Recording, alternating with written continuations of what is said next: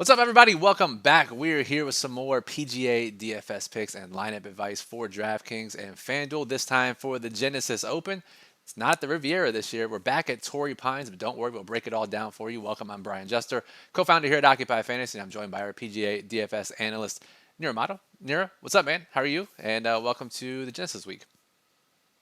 I'm good. I'm excited, not quite as excited as I would normally be. I love this little 2 week stretch where you get the waste management at the Super Bowl week, and then right after, all the sites, especially DraftKings, make the contest a little bit bigger to take advantage of the Super Bowl bump, and then you get Riviera, which is one of the top, two or three non-major destinations every year on the PGA Tour. So disappointing to not be at Riviera this year, but everything else remains the same. And going back to Torrey where we just were a few weeks ago. So hopefully that will cut down some of the an analytical time this week. Yeah, so if you're just catching up, basically they normally go to Riviera for the Genesis every year, but because of the fires out in California, they decided to move the event. And while I would love to see it at a different course than one we just saw a couple of weeks ago, Nero, I am no logistics expert when it comes to putting on golf tournaments, so I'm sure they did the best with what they have, and we'll do what we can. I don't even know if this matters or anything, but would you have rather seen it at a lesser course, or are you fine with it being at Torrey given the circumstances? Yeah, I mean, just for new things, I would have rather seen it at a different course. But I don't know too much about the logistics. I know maybe a little bit more than you do, and maybe more than the average person. And they essentially have no shot at short notice to try to pull off this on a random, a seemingly random golf course. Their only option would be to go back to some place where they had just been previously and take advantage of the build out that they had already put into place. So, Torrey, as good a spot as any for that reason, and they can, as we'll talk about here, they'll change the course a little bit over these few weeks that have elapsed in between, and so it should be a slightly different test than it was for the farmers. I didn't even think about the build out either. When I was out in at Scottsdale in December, they were already putting up and they were mostly done all the stadiums and buildings, and that event is until February. So totally get what you mean by that. Enough of that. Let's get into this week. What we're going to talk about for this video, we'll review last week's plays, some hits and misses from the model and the daily plug and the betting markets, anything that we could have learned from the waste management last week. We'll review the top plays in our Occupy model for the Genesis Open this week. We will talk about which players will get bumps in ownership in high stakes contests or high dollar GPPs, and this list has been spot on every single week, and I've been using it to my advantage by fading some of these more popular guys when I need to. And then we'll talk about some early market movers as well as some any showdown or even classic tips based on the weather for this particular event. So make sure you stick around through the end. And Nero, last week a lot of good plays between the model plug and the market moves. Yeah, I thought collectively, I've talked about this before, but I feel like the best way to use the Occupy information for week to week on the PGA Tour is to kind of treat it like a soup. And there's three ingredients. There's the model stuff, there's the market things, and then there is what I have, in the plug. And if you can get the right bits of ingredients from each of those three sources, you can usually on a week to week basis make some really solid lineups. And that was definitely the case this week. So I know you did pretty well. I did not do as well. I was too exposed to Horschel and Fitzpatrick and Charlie Hoffman, despite being well over the field on Thomas Dietrich. So yeah, it was there for the taking, and that's really all you can ask of your content provider. Like, and then you get to put it together yourself. Like that's the fun part. That is exactly right. And so for those of you who are not a member, I just scrolled through last week's daily plug to get a sense of what you get from the plug. In addition to top plays, you get all of the course metrics, betting market moves on Wednesday, lineup construction tips, 4 different contest types. So make sure you check that out after you watch this video if you're not a member at OccupyFantasy.com. I know NFL is over, but believe me, we got PGA every week, UFC every week, NBA and NHL is in full swing, so we'd love to have you. All right. Last week, 7 of the top 10 in our model made the cut, which is pretty good considering only 7% of lineups got 6 out of 6 through. And Nero, I feel bad for you. Like I said, I had a good week, but not a great week. And you have a not a great week. It kind of feels like a lost opportunity when we're on so many of the right plays and we see the field get that few lineups through 6 out of 6. We don't get those opportunities very often, but those are the weeks that we do live for. Yeah, 100%. I was extra frustrated on Sunday, especially when Dietrich was pulling away for the win, because it felt like that to me. And then when I looked through the data again and looked at my exposures and everything, I was like, "Boss, man, it's just one of those weeks that where it's really so close. It was all right there at my fingertips. I was just a little too, like I said, I was a little too wedded to those three players. Probably was a little too stubborn in some of my exposures to those three, but yeah, it was there for the taking, and so it was extra frustrating for sure. Do you think we had such a good week last week? One, because as you and I have said in the past, whether it's you and the plug or on these videos, we've said that when there is alignment between the plug and the model, or the model and betting markets, or all three, we really take advantage. Those weeks, and that happened last week. Those weeks we really like to hammer those plays that overlap. But also, we didn't see much variance last week, right? As far as weather or different courses, and there's course history correlation. And you compare that to maybe even this week or some previous weeks where we've had some weather and some course rotations. Maybe that's why we had such a great week in terms of predictions. Do you think that's the case, or do you think I'm just reading too much into a one event sample?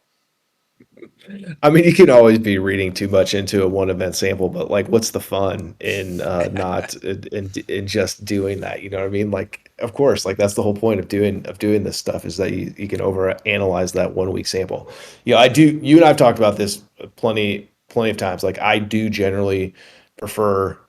Sometimes the golf is more fun to watch when there's more variables, but from a handicapping DFS perspective, I absolutely prefer when they play in dome conditions on a course where they've played a lot before, and there's a lot of course data, and we know, and there's a strong, course history type of correlation. Those are my favorite weeks of the year, and we had one of those. We had one of those weeks last week, and that's why I think a lot of the stuff was right there, and that's why I was extra frustrated on Sunday night.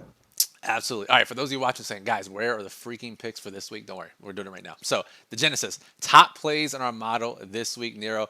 And it's flooded with some guys that you would probably expect because this is an elevated event. We talked about how this is being played at Torrey Pines, but two big differences is one, this is an elevated event, no cut. Very few golfers in this field, especially compared to the last time they played a couple weeks ago, and no course rotation. So just all four rounds are being played at the South Course. So we don't have any potential craziness with wave advantages, course advantages like we saw just a couple of weeks ago. So Nero, top plays in the model. Scotty obviously is number one.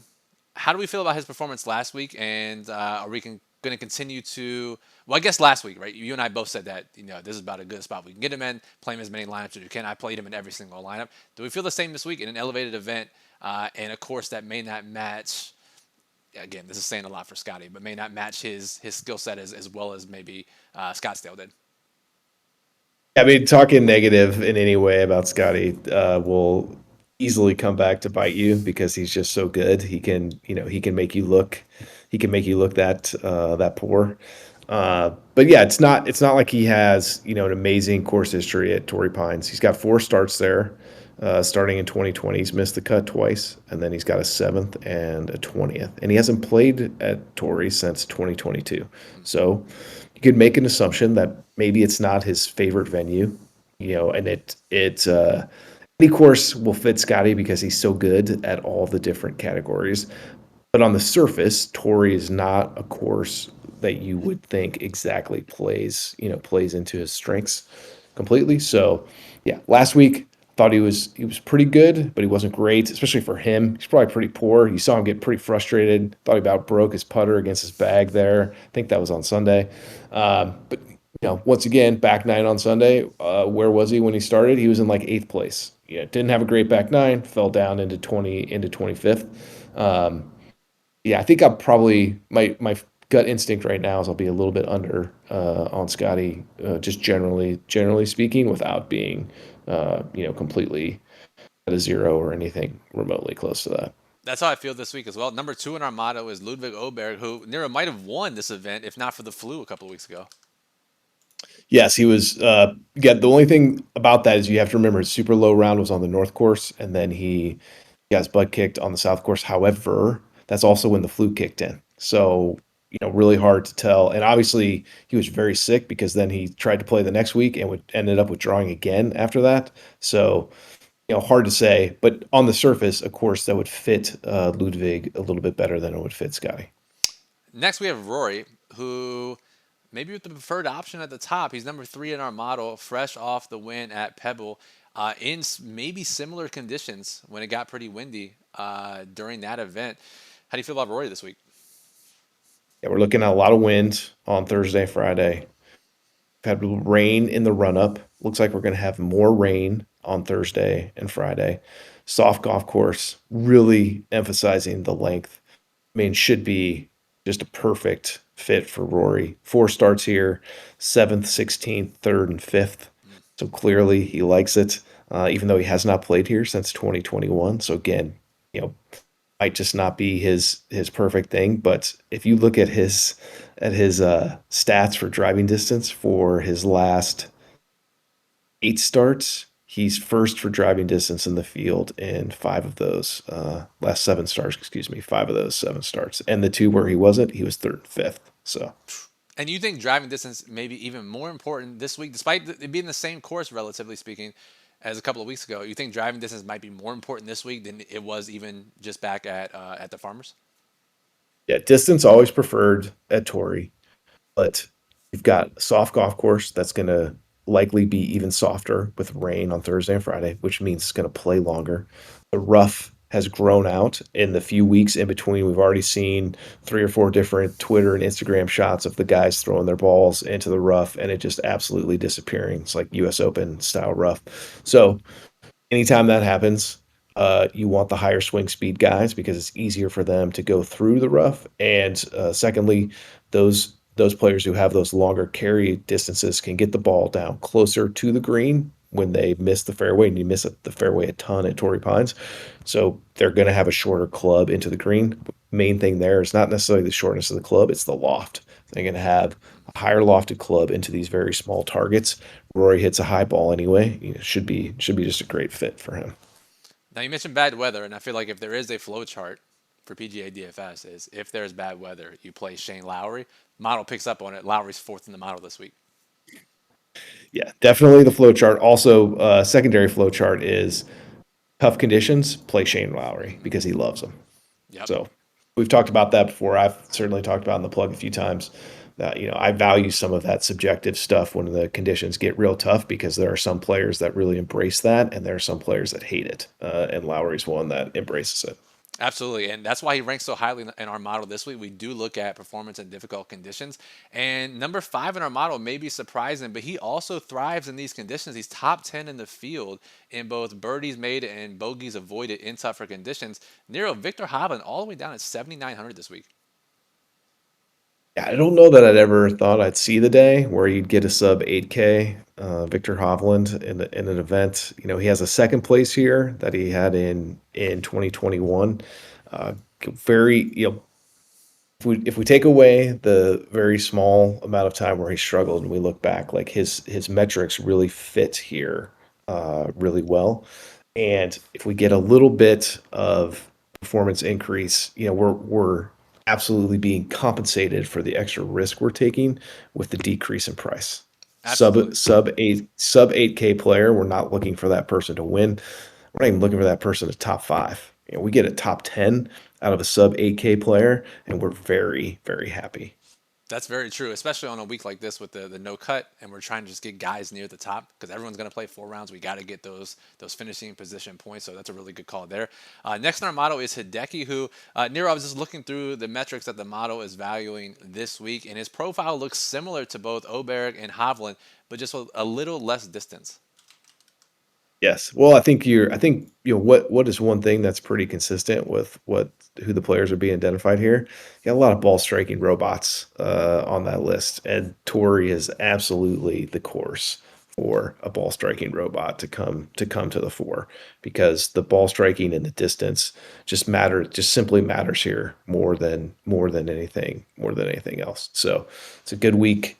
It's a good week to play those players. I'm going to be over field on most of the players that I consider to be ball striking robots, and the next couple on the list are going to fit that as well. Yeah, and this next guy on the list may not be who you first think of, and it's probably the first big surprise in the model this week. It's Ben On, who made the cut last week, shot 76, 72 over the weekend, tweeted that he is allergic to making putts inside of 15 feet.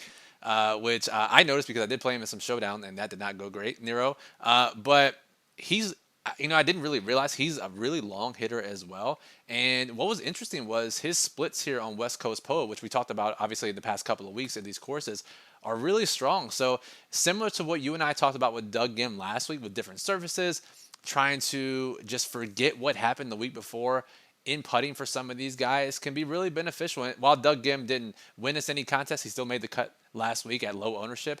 Maybe we get something similar with Benny on this week. Yeah, if you look if you look back through, I'm just looking at the chart, going back to like August of 2024, and I'm looking at his driving distance ranks in the tournaments that he's started. I see only one of those that's outside the top 10, and that was at the AT&T where he finished 28th in driving distance. But again, that's a course that takes Yep. driver out of the player's hand a ton. So you're looking at one of the top five, top 10 at worst, the longest players in the field. Generally speaking, a good iron player has been struggling with the irons a little bit lately. But again, stylistically, good fit at a cheaper price, and that's what we're looking for to round out our lineups. Absolutely. And on the DP World Tour, he won the Genesis Championship last year. That's got to be some correlation, right? It's the same name. Yeah, perfect. We'd like to think so, and if only it works that way, that would be amazing. Next is Colin Morikawa, who I guess Nero is probably not as great of a course fit as the rest of these guys. And obviously, with finished, second in the Century to start this season, 17th at Pebble Beach. But he does get the putting variance tag in our model, which boosts him up a little bit more than just his raw metrics may indicate. How do you feel about Colin this week? I like him.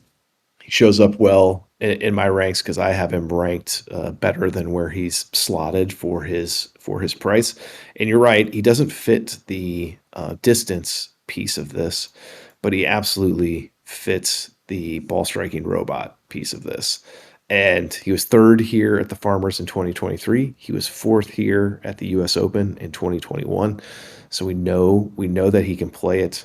He was caught out in the bad side of the draw at this year's Farmers and missed the cut. But I'm not throwing a ton into that because of the weather and how freakishly split those two first rounds were, or the first and second round were this year at the Farmers. So I like Colin. Maybe we might even get a little bit of a ownership discount when it all comes out because he's kind of gets squeezed out by the players that we prefer at the top who are longer players. So if the distance narrative really gets trumped up this week up until lock, we might be able to get some good ownership discounts on Colin, and that alone would make it worth taking the risk on him.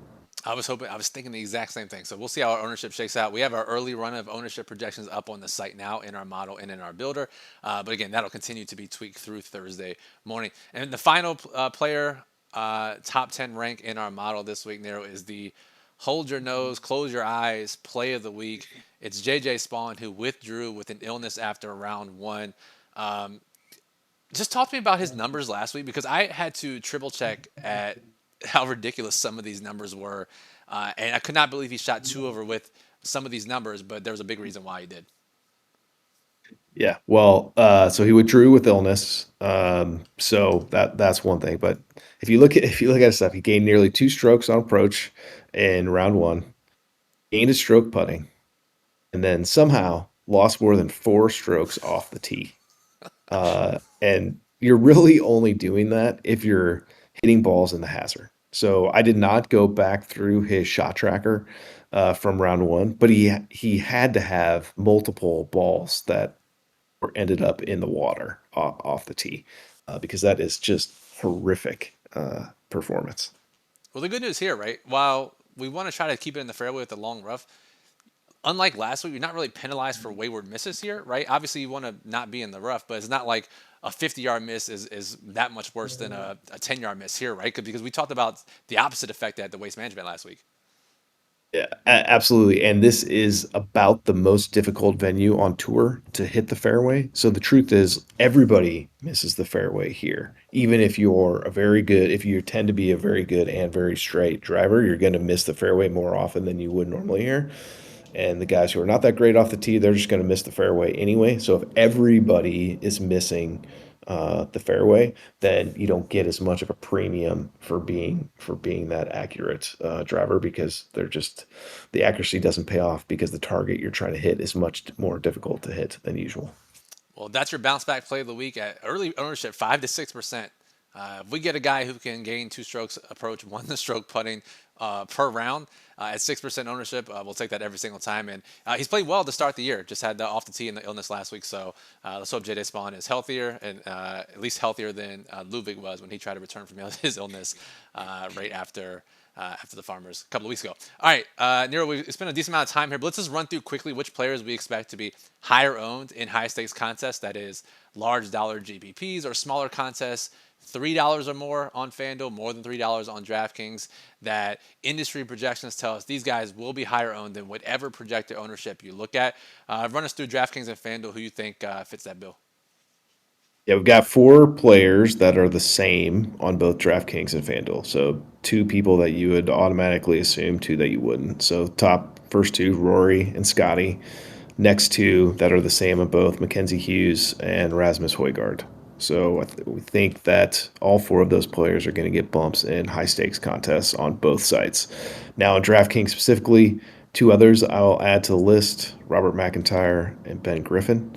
And then a few more that I'll add to the list on FanDuel: Kevin Yu, Gary Woodland, and Taylor Pendrith. So again, that's just us thinking that all of these players in high stakes contests are going to get a little bit of an ownership bump because of how well they show in projection systems that are widely used throughout the industry. And those last couple guys, you, Woodland, Pendrith, all big distance guys, right? Yes, So there you go. especially Pendrith. Pendrith is very long.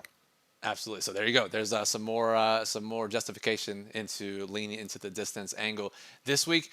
And again, as we've said every time in this segment throughout the first couple of weeks of this season, is that once we get ownership locked in, use this information to I need to pivot away from some of these guys, especially if they're cheaper by the time contests start on Thursday. Or if you don't have access to projections, hey, and you're playing cheaper contests against inexperienced players, let me just get as many of these guys into my lineup as possible. So last week, Nero, the early market moves were pretty spot on, as were the late market moves. Thomas Dietrich was a part of this group. We have two guys who have their odds to win improve at multiple sports books so far. Who are they, and why do we think they might be moving?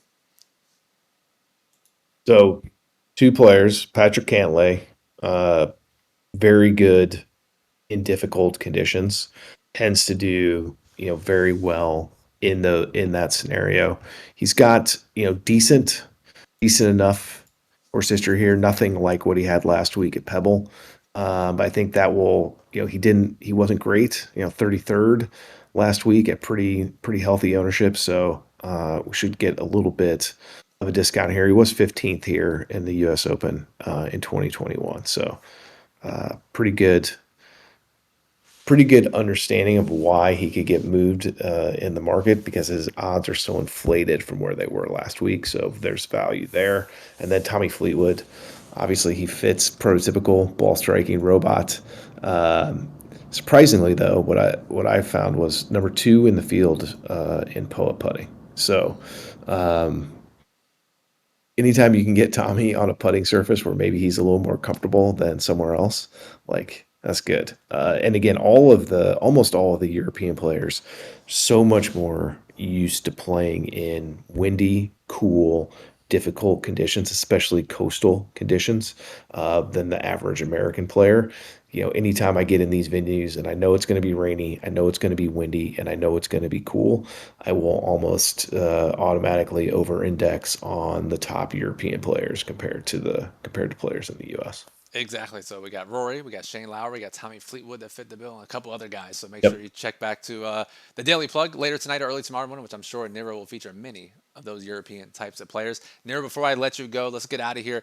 Any showdown tips or even classic tips for people based on the weather that we can maybe lean into? I know it's only Tuesday. We don't have exact wind hourly forecast just yet, but what are your early thoughts on how people, even if there's nothing yet, what can people look for to take advantage of in their showdown Sure. contests? Well, the number one thing to know, well, there's two main things. Number one is huge difference from Tory, right? We're only on the south, or sorry, huge difference from the farmers. We're still at Tory. There is no rounds on the North Course. So normally when we play at Tory, we look to massively stack our showdown teams. North Course heavy, very light South Course. Everybody's playing the South Course all 4 days. So you don't have that. Also, what you have here is 80 whatever players in the field, you have a very condensed set of tee times. So you don't have this like 9 hour spread of tee times where you can really target particular waves or particular places in the weather. So, yeah, I think what you're looking for is there going to be a window of time on Thursday or Friday where the wind is going to be down compared to the rest of the day?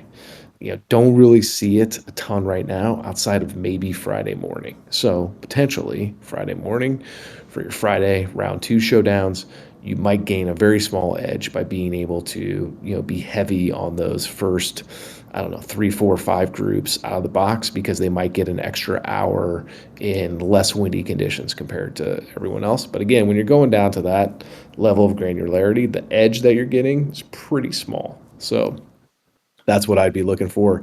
And we also have rain in the forecast, so maybe if there's a pocket where it looks like it's going to be drier than somewhere else, less rain or no rain whatsoever, you might also want to target players within that set of tee times.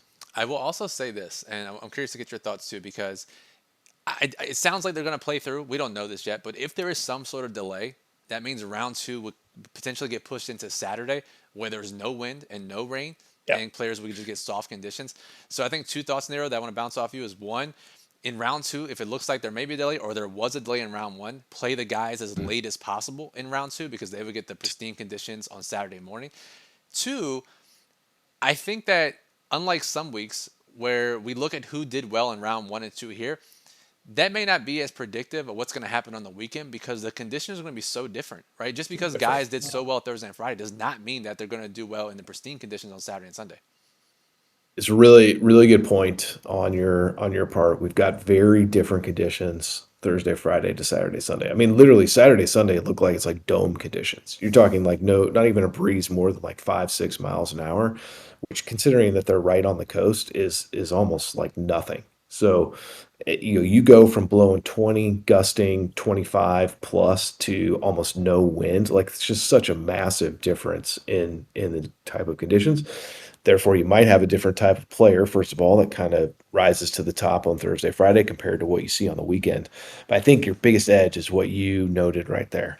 Any chance at all that you get a delay on Thursday, or even the potential for a delay on Friday, the edge that you would get in your showdown lineups if you had a couple sets of groups that got 6, 7, 8 holes in those pristine conditions and didn't have to play all 18 in the wind and the rain would just be massive. Absolutely. So definitely look out for that. Nero's going to put some more thoughts in the daily plug tonight and especially in his Wednesday update. So if you're not a member at occupyfantasy.com, get an update there. In Discord, we'll be posting updates as well. We're posting some strategies and what we're seeing with the weather. occupyfantasy.com/Discord. Link is in the description. And our model will be updated throughout the week with ownership. And our projections are already up for DraftKings and FanDuel. So you can start building. Now, everything you heard about here today, occupyfantasy.com is where you get the edge in PGA DFS. If you like these videos, we're going to try to continue to do them throughout the rest of the season. We have to get 1,000 or more views. Now that NFL's over, we're trying to push to 2,000 views per video. And how do we do that? You subscribe to the channel. It's free to do so. Give us a thumbs up. Watch to the end, which you've done already. And drop a comment, whether it's a question, whether it's a comment about what we talked about in the video, or a prediction for the event. We'd love to hear from you. Comments are a great way to help drive more views to these videos. So we appreciate you. Nero, thanks for joining. Everyone out there, thanks for listening. And us from Occupy Fantasy, we appreciate you and good luck and enjoy the Genesis Open.